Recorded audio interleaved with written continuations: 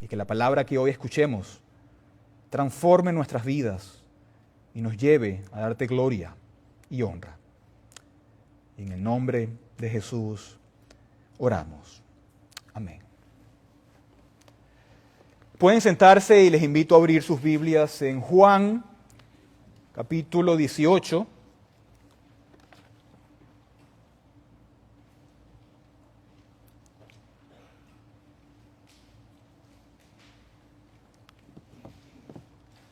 Juan,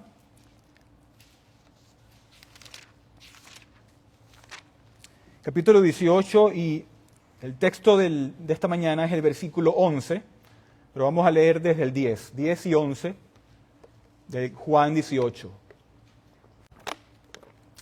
En la Biblia que está en las bancas es la página 1105.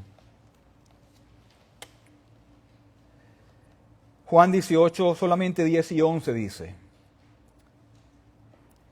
Entonces Simón Pedro, que tenía una espada, la sacó e hirió al siervo del sumo sacerdote y le cortó la oreja derecha. El siervo se llamaba Malco.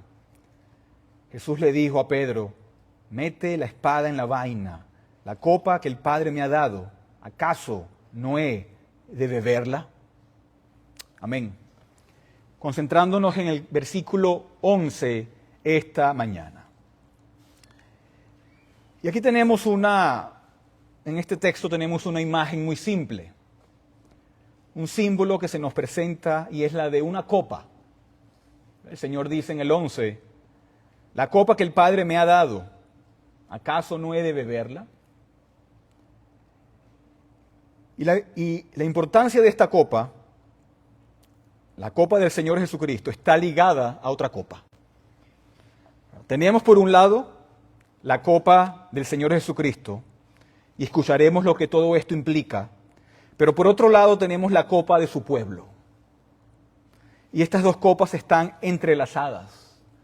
Estas dos copas están conectadas, están unidas, de tal manera que la copa de Cristo y la copa del creyente, la copa que se le da a él y la copa que se le da a su pueblo, deben verse juntas.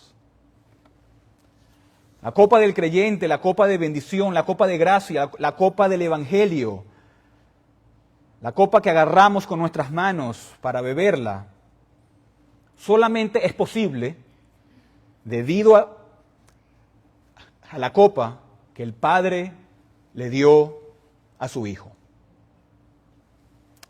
Y debemos de entender lo que el Señor Jesús implica, lo que Él quiere decir y a lo que se refiere, porque es de gran importancia para nosotros. Cuando Él dice, la copa que el Padre me ha dado, no la beberé. Y hay 4 cosas que veremos, hay 4 puntos que vamos a resaltar en este texto con la ayuda del Señor. La primera de ellas es la fuente de la copa. Punto número 1, la fuente de la copa. Una vez más, el Señor dice, la copa que el Padre me ha dado, no la beberé. Y aquí vemos las palabras del Señor Jesús con respecto a la fuente de la copa. ¿Cuál es el origen? ¿O cuál es la fuente de la copa? Está muy claro, la copa que el Padre me ha dado. ¿La fuente quién es? El Padre, Dios el Padre. La copa proviene del Padre mismo. ¿Y quién es este que está hablando aquí? Es nuestro Señor Jesucristo. Él es, por supuesto, el Hijo de Dios. Él es el Hijo del Padre. Él es el Hijo eterno del Padre eterno que ha habitado en el seno del Padre desde toda la eternidad. En otras palabras, este es Dios mismo. ¿Verdad? La segunda persona de la Trinidad, Dios el Hijo. Y eso lo vemos incluso en el contexto de nuestro texto, en el versículo 6. ¿Se acuerdan que aquí en el contexto vienen varios a arrestar a nuestro Señor? Y en el versículo 6 dice, cuando les dijo, yo soy, retrocedieron y cayeron a tierra. El mismo Señor Jesucristo diciendo, yo soy, como leímos hoy, como cantamos hoy, el gran yo soy. Y ante tal declaración, ¿qué hicieron estas personas? Retroceden y caen a la tierra. Nadie nunca antes había dicho yo soy el que soy. También en el versículo 8, respondió Jesús, les he dicho que yo soy. Por tanto, si me buscan a mí, dejen ir a estos. ¿Verdad? Jesús lo está repitiendo. Él se está identificando como aquel en el que Moisés se encontró en la zarza ardiente. Yo soy el que soy. El Señor Jesucristo se está declarando como el gran Jehová. Y esta declaración que hace debilita las rodillas de sus oponentes, de tal manera que colapsan y caen hacia atrás bajo esta declaración. Jesús es Jehová. Jesús es el Dios.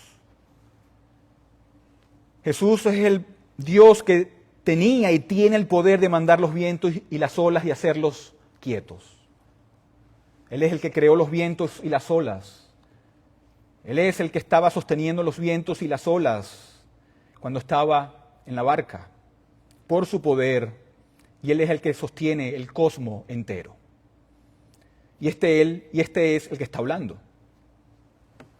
Y es importante porque lo que esto nos muestra es que la salvación del pueblo de Dios surge solamente desde una transacción entre el Padre y el Hijo. Ahí es donde se origina, ahí es donde comienza. Aquí está el Hijo refiriéndose a su propio Padre y el amor mutuo que ha existido y siempre existirá y que debe existir dentro de la Trinidad, dentro de la deidad, entre el Padre, el Hijo y el Espíritu Santo. 3 personas, un solo Dios y un amor mutuo. ¿Verdad? Eso lo vemos en los relatos de los evangelios. El Padre, cuando habla desde el cielo, por ejemplo, en el bautismo de Jesús y hablando en el monte de la transfiguración, ¿qué dijo el Padre? Este es mi Hijo amado. Este es mi Hijo amado. Escúchenlo. Y por supuesto, el mismo Cristo en los evangelios hablando de su amor por el Padre. El Padre que era todo para Él. Donde Jesús insiste una y otra vez que Él ha venido no a hacer su voluntad, sino la voluntad de su Padre. Esa era su comida, esa fue su comida y su bebida. Él ha venido por los intereses de la gloria de su Padre. Y aquí nos dice que la copa, la fuente de la copa es su Padre. Y Él está tomando la copa de la mano del Padre. ¿Por qué? Porque desea hacer la voluntad de su Padre. En otras palabras, en todo lo que vemos con respecto a lo que hace Cristo, también se nos revela quién es Cristo. Detrás de todo lo que Él hace, tenemos una revelación de quién es Él. ¿Verdad? De todo lo que Él hace por ti, ¿verdad? Creyente, cristiano, está todo lo que Él hace también por el Padre. Porque Él vino para hacer la voluntad del Padre. Su negocio, ¿se acuerdan cuando Él era un joven? Él dijo, los negocios de mi Padre. Su negocio era, de manera principal, los negocios de su Padre. Y cada una de las transacciones, cada una de las promesas que se habían hecho en la eternidad pasada, antes de Él, descender a los cielos, cada pacto, cada promesa fue para exaltar y hacer la voluntad de su Padre. Él vino como el gran Dios, hecho carne, para salvar a los redimidos, a los elegidos, y para morir por su novia y el pueblo. ¿Verdad? El Hijo prometido al Padre, se humillaría a sí mismo, tomando también forma de hombre, tomando una naturaleza humana, humillándose, siendo hecho un siervo bajo la ley, que sufriría y que tomaría como sustituto el lugar de su pueblo y que cumpliría todas las demandas de la ley. Entonces vemos primeramente esta relación entre el Padre y el Hijo, que está detrás de la relación entre Dios y su pueblo y detrás de todo lo que el mismo Señor Jesucristo está haciendo. Por ejemplo, en Zacarías 13, versículo 7, dice, despierta, oh espada, contra mi pastor. Contra mi pastor. Aquí vemos al Padre refiriéndose al Hijo como su pastor, al pastor que él iba a enviar para pastorear a su pueblo. Así que la copa, o sea, ¿proviene de dónde? Del Padre. La fuente es el Padre, ¿verdad? Su encarnación y todo lo que el Señor Jesús hizo para la salvación de su pueblo es debido a las transacciones con el Padre. Y Él viene para que pueda, como el Dios hombre, tomar la copa y servir como ese sustituto en su amor, en su muerte, en nombre de su pueblo, como el único mediador entre Dios y los hombres. Así que vemos primeramente, en términos de la fuente de la copa, es el Padre. Y aquí hay algo que es algo que es hermoso, hay algo que es encantador, algo que es atractivo en todo lo que Él está haciendo por amor al Padre y todo lo que Él está haciendo en términos del amor del Padre por Él. Vemos cómo se somete de manera voluntaria a su Padre. Pero en segundo lugar, veamos ahora la sustancia de la copa. La sustancia de la copa. ¿Qué contiene la copa? Una copa no es para que esté vacía. Una copa es para llenarla con algo.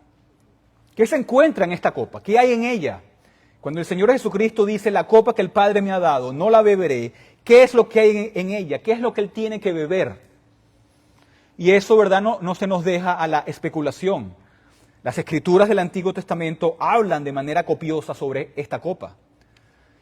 Por lo tanto, los mismos discípulos habrían reconocido de manera inmediata el lenguaje de la copa y lo habrían asociado con todo lo que Dios nos ha dicho en su palabra. Por ejemplo, leemos salmos como el Salmo 11, Salmo 75, versículo 8, leemos los profetas donde hablan de esta copa. Leímos en nuestra lectura bíblica de Isaías 51, como en el versículo 17 dice, levántate, oh Jerusalén, que has bebido de la mano del Señor la copa de su furia. Has bebido el cáliz del vértigo hasta vaciarlo. Y también en el versículo 22 dice, así dice tu Señor, tu Dios, que defiende la causa de su pueblo. He aquí, he quitado de tu mano la copa del vértigo, el cáliz de mi furor. Y también en Jeremías, capítulo 25, versículo 15, dice, toma la copa de vino de su furia. Y versículo 17 dice, entonces tomé la copa de la mano del Señor e hice beber de ella a todas las naciones de las cuales me envió el Señor, a Jerusalén y a las ciudades de Judá, a sus reyes y a sus príncipes, para ponerlos por desolación, horror, burla y maldición como hasta hoy. Y luego en el versículo 17 en adelante dice, tú les dirás, así dice el Señor de los ejércitos, el Dios de Israel, beban, embriáguense, vomiten, cáiganse y no se levanten a causa de la espada que yo enviaré en medio de ustedes. Cuando tomar la copa de tu mano para beber, les dirás, así dice el Señor de los ejércitos, ciertamente van a beber, porque yo comienzo a causar mal en esta ciudad. Ustedes sin castigo alguno me quedarán sin castigo, porque llamo a la espada contra todos los habitantes de la tierra, declara el Señor de los ejércitos. Pero aquí está hablando de esa copa que será derramada sobre todos los impíos, sobre todos los incrédulos. Esta es la copa que será vaciada por toda la eternidad sobre aquellos que están confinados en los mismos fuegos del infierno. Y esta copa debe ser consumida. Y en el proceso aquellos que la beban serán consumidos para siempre. Y se verán obligados, ¿verdad? Como leímos en Jeremías, serán obligados a beberla. No tendrán otra opción. Y este es el símbolo, ¿verdad? La copa es el símbolo de la única reacción de Dios hacia el pecado. La reacción de Dios ante el pecado, donde quiera que se encuentre, debido a su santidad, debido a su justicia, debido a su pureza, es con furia, es con ira. ¿Cómo debe responder Dios en su propio ser al pecado? Con indignación, nos dice la palabra de Dios. Y así su copa de furia debe ser vaciada. El pecado no puede ser ignorado. Dios no puede simplemente declarar por decreto divino, ¿verdad?, por algún mandato, bueno, el pecado es perdonado para todos, la justicia no importa y no es castigado. No. Él no puede ignorar su justicia y su santidad. Es imposible que Dios no sea justo y que Dios no sea recto. Aún nosotros clamamos por justicia. Aún nosotros queremos ver justicia. Y la justicia debe siempre prevalecer. Por eso la copa debe ser bebida y debe ser consumida. Así que, ¿cuál es el contenido de esta copa? La condenación. ¿Cuál es el contenido de esta copa? La ira y la furia de Dios. Lo vemos, por ejemplo, en la cruz, en los evangelios. Pensamos en referencias como en Marcos capítulo 15, cómo el Señor Jesucristo ha sido clavado en esa cruz, cómo la cruz ha sido izada, cómo ha sido dejada en un agujero para que se levante. Y Él está allí colgando entre el cielo y la tierra. Vemos todo el tormento en su cuerpo y el alma. Y vemos cómo se le ofrece una copa. Cómo se le ofrece una copa cuyo contenido habría un poco aliviado parte de sus aflicciones corporales. ¿Pero qué hace Jesús? Jesús rechaza esta copa. Él no tomará la copa que se le ofrece allí, pero Él beberá la copa que el Padre le da. El Señor Jesucristo se presenta ante el Padre en la cruz del Calvario. ¿Para qué? Para tomar esta copa. El Hijo le está diciendo al Padre, dame la copa. Quiero la copa. He venido a tomar esta copa y rechazo cualquier cosa que no sea tu copa, Padre. Dame la copa de la indignación. Dame la copa de tu ira. Dame la copa de la furia. Y allí, en la cruz del Calvario, el Señor Jesucristo la toma y la consume de manera pública, la copa que se le asignó. Y esa es la sustancia y el contenido de la copa. En tercer lugar, veamos la sumisión de Cristo a la copa. La sumisión de Cristo a la copa. Miren las palabras de Jesús. La copa que el Padre me ha dado, no la beberé. No he de beberla. ¿Verdad? Es una pregunta retórica. Y ahí vemos su sumisión. No la beberé. Está tomando la copa de condenación de la mano de su Padre. Y lo está haciendo ¿cómo? Voluntariamente. Voluntariamente. Lo está haciendo de buena gana. Lo está haciendo libremente. Nadie lo está forzando. No lo está haciendo bajo coacción. No está siendo forzado. Pero es Cristo mismo quien está tomando la iniciativa, ¿verdad?, rebosante en su corazón de amor por su Padre y por su pueblo redimido. Él es el que irrumpe en este mundo. Él es el que viene y se presenta ante nosotros. Y Él es el que se entrega de manera voluntaria y libre y de buena gana y toma esta copa y dice, ¿no la beberé? La iniciativa no vino de Pilato. La iniciativa no vino de Herodes. La iniciativa no vino del Sanedrín, ni de los sumos sacerdotes, ni siquiera del pueblo judío, cuando clamó, crucifíquenlo. Ninguno de estos fue la causa. No fue la voluntad de los hombres, sino fue la voluntad de Dios y la voluntad del mismo Redentor, tomar la copa del Padre. Es Cristo quien está orquestando los eventos que se desarrollan ante nosotros, por ejemplo, en el jardín, en Getsemaní, y en el resto en su juicio, y en la cruz del Calvario. Él está orquestando todas estas cosas para llevar a cabo la toma y la sumisión a esta copa. Por eso le dice a Pedro que está en una ráfaga de pánico, cuando ve que vienen a arrestar al Señor, y Pedro saca la espada y corta la oreja de Malco. Y Jesús le dice, no, Pedro, estás equivocado. Hay un tiempo para la espada, pero este no es el momento. Este no es el lugar para ella. Estás equivocado, Pedro. Este no es el momento para la espada. Este es el momento para que yo beba la copa. Ha llegado el momento para que yo empiece a beber la copa. Este es el tiempo designado para que el Padre me la entregue y yo empiece a beberla. Es un tiempo para beber, no para defender. No la beberé. En otras palabras, Jesús está diciendo, debo beberla, debo sufrir y debo pasar por todo lo que va a pasar ahora.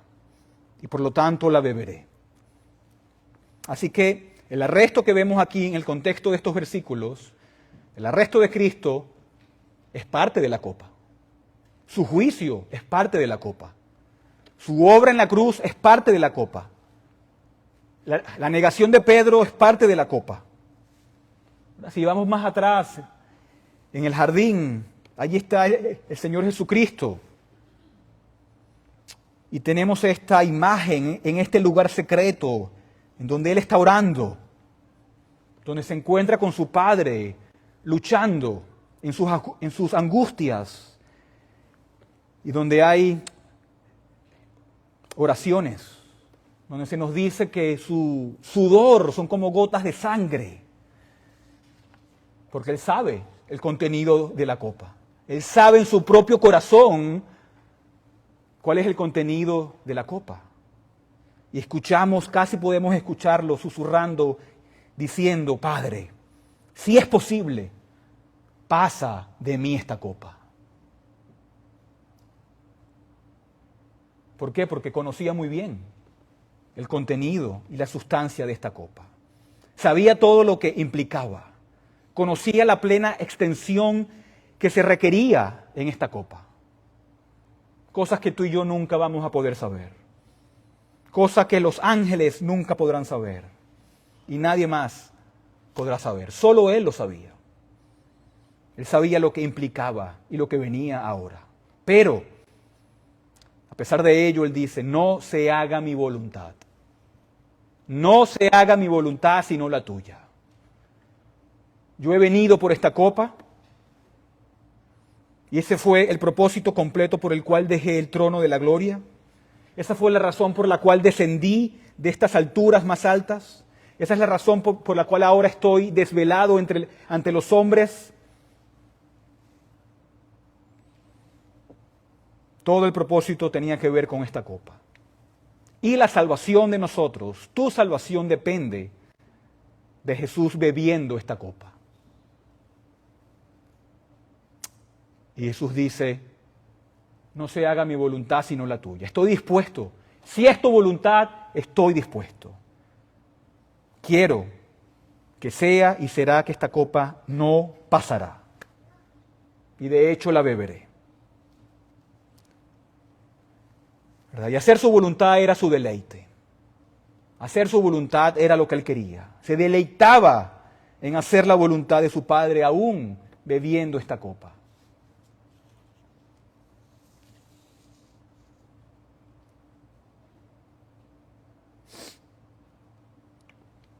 En cumplir la ley, en cubrir la transgresión de la ley de su pueblo,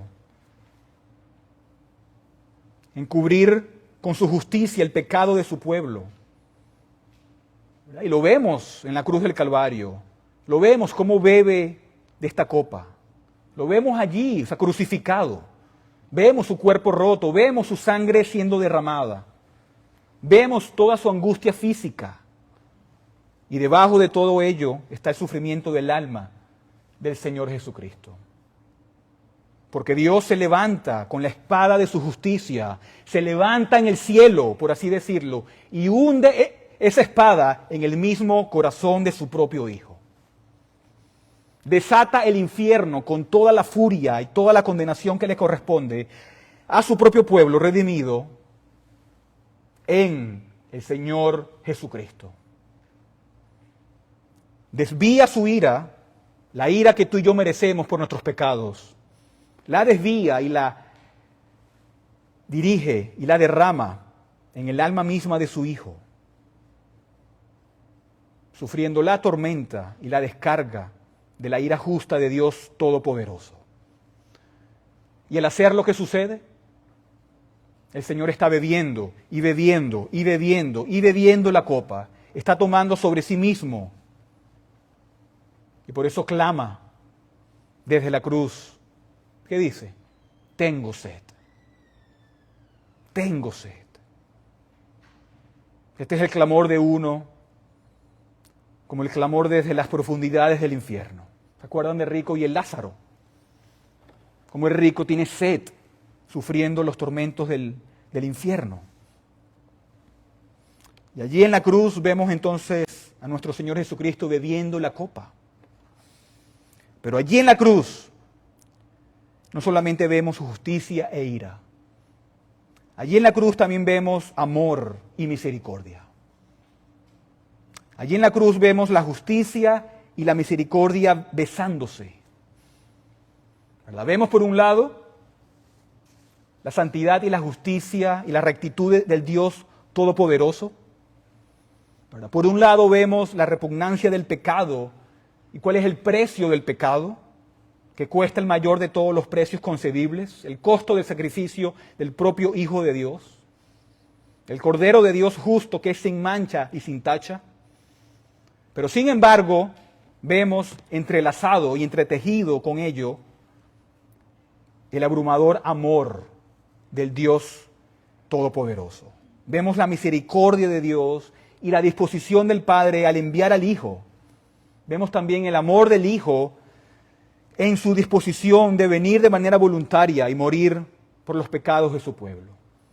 Vemos también el amor del Espíritu Santo, sosteniendo y apoyando al Hijo en todo el cumplimiento de todo lo que está logrando aquí.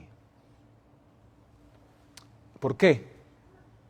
Porque el amor del Padre y el amor del Hijo y el amor del Espíritu Santo está siendo expresado en todo lo que se desarrolla ante nuestros ojos en la cruz del Calvario.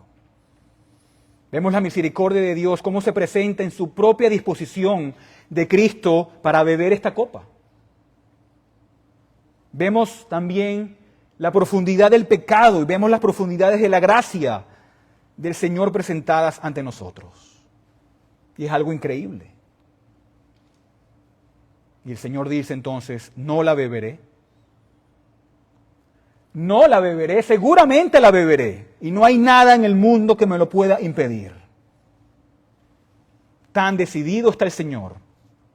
Y tan profundo es su amor por su pueblo y por su Padre, que nada lo detendrá de beber la copa de la furia del Padre. Y en cuarto lugar, veamos la salvación de esta copa. La salvación de esta copa.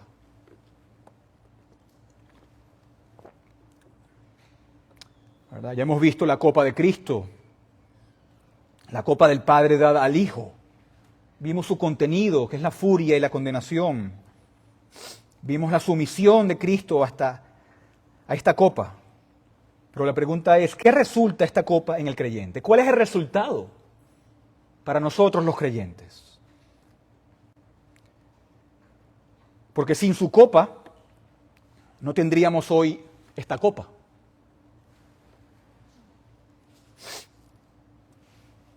Su copa es lo que resulta en tu copa si eres un creyente. ¿Verdad? Y por ejemplo, leemos de esta copa en el Salmo 116, versículo 13, cuando dice, alzaré la copa de la salvación e invocaré el nombre del Señor. Leemos de esa copa en el Salmo 16, en el Salmo 23, y leemos que la copa está llena y está desbordante con gracia y con misericordia, con amor y con bendición. Es esa copa que está representada en la ordenanza designada por Dios del sacramento de la Cena del Señor. Esta copa significa la copa de la mesa ante nosotros, significa la copa de bendición y de gracia y de salvación en el Señor Jesucristo. Solo podemos tomar esa copa porque ya el Señor bebió de la suya. Cristo nos está diciendo, yo beberé la maldición para que ustedes beban la bendición. Maldición para mí, bendición para ustedes. El Padre da esta copa a su Hijo para que el creyente sea librado de esa copa él mismo. Pero también para que en cambio el mismo Padre pueda poner la copa de salvación en la mano de cada uno de su pueblo y decirnos, bébanla. Ya mi Hijo tomó su copa, beban ahora ustedes su copa de la salvación. Bébanla en toda su dulzura y en todo su sabor. Bébanla en toda su nutrición y su refrigerio. Bébanla en todo su poder salvador. Bébanla hasta el final, hasta el fondo, y bébanla con fe. Porque ¿a quién vemos? ¿Con quién tenemos comunión cuando bebemos la copa? A nuestro Señor Jesucristo. Cuando estamos bebiendo la copa, estamos contemplando a Cristo, quien dijo, la copa que el Padre me ha dado no la beberé. Y cada comunión, cada Santa Cena, estamos llamados y ordenados y somos impulsados y atraídos a mirar al Señor Jesucristo y a mirarlo como se nos presenta en este pasaje. Y cuando lo vemos así, Él entonces eclipsa todo lo demás. ¿Verdad? Todo lo que hayas traído contigo esta mañana, todos los problemas, todas las dificultades, todas las cosas de este mundo, todo lo que se encuentra en tu propio corazón turbulento, todo lo que se encuentra en tu pasado, todos los temores que puedas encontrar en esta vida. Cristo eclipsa todo eso y quita todas las cargas. ¿Por qué? Porque lo estamos mirando a Él. Lo estamos mirando a Él. La pregunta es, ¿lo estás viendo o no? La pregunta es, ¿lo estás mirando o no? Puedes contemplarlo con tu fe. Puedes contemplarlo con los ojos de la fe. ¿Verdad? Que Dios nos conceda verlo. Que Dios nos conceda verlo en su inigualable belleza. Como se presenta ante nosotros esta mañana con la copa en su mano.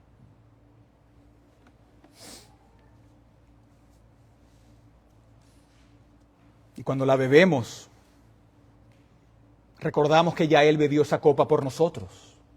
La bebió de manera completa para que la copa del Padre dada al Hijo con respecto al creyente esté vacía. Y ahora nosotros tomar bendición. Ya no hay condenación. ¿Qué dice Romanos 8:1? Por tanto, ahora no hay condenación para los que están en Cristo Jesús, los que no andan conforme a la carne, sino conforme al Espíritu. ¿Por qué? Porque ya Cristo consumió y bebió hasta la última gota la condenación de su pueblo.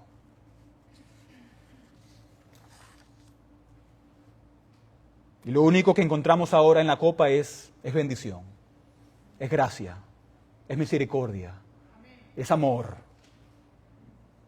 Es un Dios que lo ha dado todo por su pueblo. La copa de la ira fue vaciada en su Hijo para que la copa del creyente fuera llenada. La copa de la bendición del Evangelio, la copa de gracia, la copa de misericordia, la copa de salvación, el Señor la toma y la llena hasta que se eleve, hasta que se desborda y se derrama.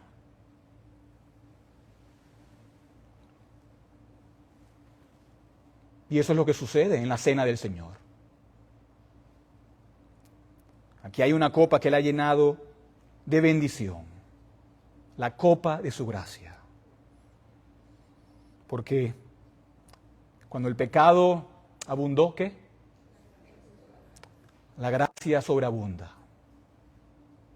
La gracia abundante, la gracia sobreabundante. Donde se encontró el pecado, la misericordia se encuentra mucho mayor. Misericordia abundante y misericordia cuantiosa. Misericordias perdurables, misericordias eternas y nuevas misericordias.